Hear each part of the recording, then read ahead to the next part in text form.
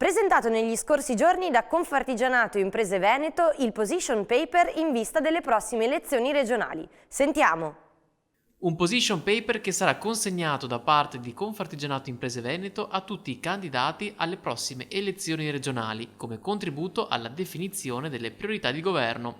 Il documento individua 7 assi strategici su cui concentrare le politiche del territorio per permettere al Veneto di colmare il gap con le regioni confinanti e di rilanciare la competitività delle sue imprese. Presenti alla conferenza stampa i presidenti e i segretari generali Confartigianato provinciali del Veneto.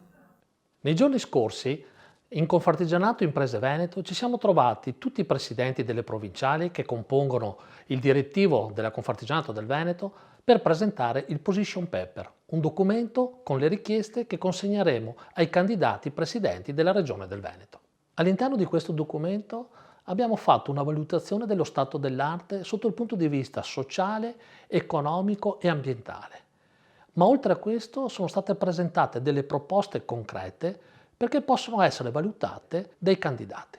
I temi principali che sottoponiamo al confronto politico e al nuovo Presidente della Regione del Veneto riguardano i temi delle infrastrutture con la Valdastico Nord, che è un tema molto sentito dai nostri imprenditori del nostro territorio, ma ne abbiamo tantissimi altri, partendo dal tema delle risorse umane, i rapporti con l'università, il tema che riguarda il turismo e non solo, l'innovazione che riguarda la digitalizzazione, temi che riguardano l'ambiente, l'energia.